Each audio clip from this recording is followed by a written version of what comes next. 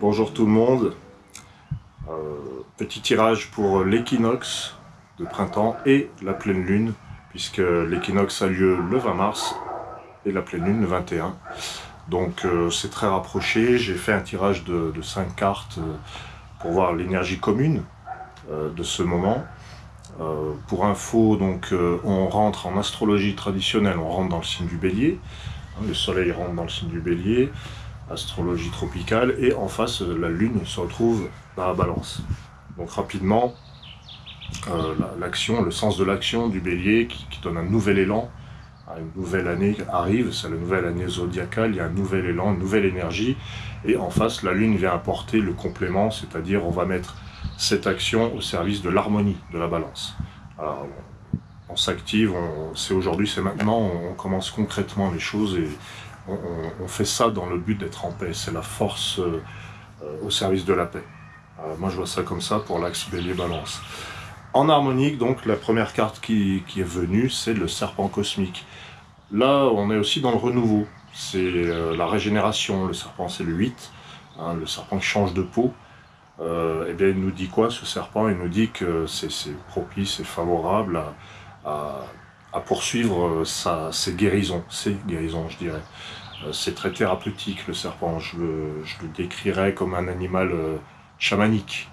Il nous permet de contacter l'au-delà, les autres dimensions, les autres plans. Je le trouve assez magique, ce serpent.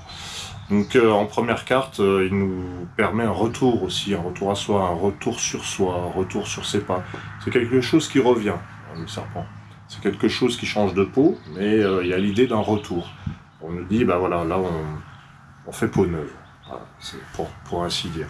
Et comment on fait peau neuve? Pourquoi? La deuxième carte, c'est l'être intérieur. Donc c'est vraiment un retour sur soi, même en soi, c'est très intériorisé. On se recentre, ça ne nous parle pas du monde extérieur, des opportunités, ça ne nous parle pas de ça, ça nous parle de rentrer en vous, occupez-vous de votre bien-être, de vos blessures, regardez un petit peu tout ça, c'est plus en dedans. Voilà, donc le serpent et l'être intérieur.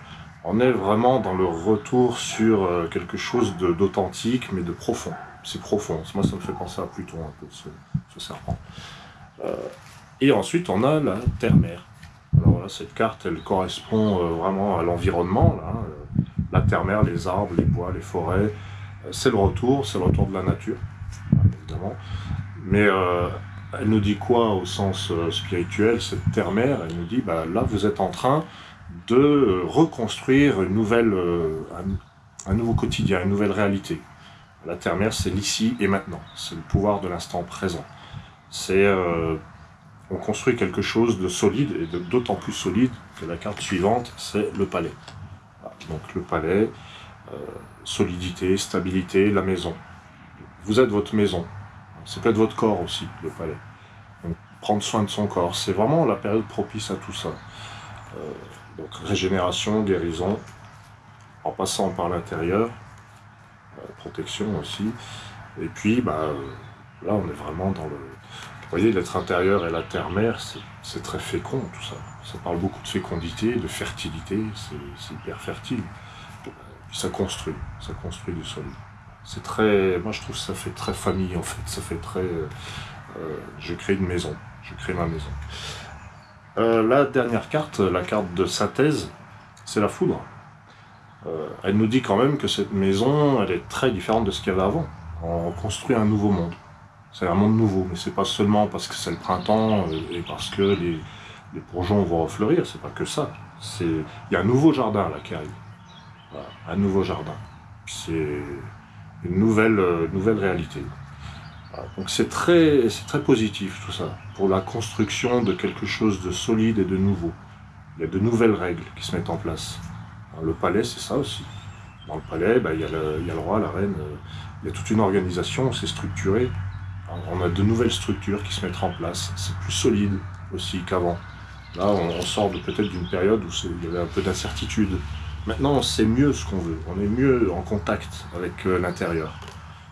Donc voilà, tout ce qui est propice à cet équinoxe et à cette pleine lune, qui nous pousse vraiment à regarder en dedans, pour reconstruire quelque chose de bien durable à l'extérieur.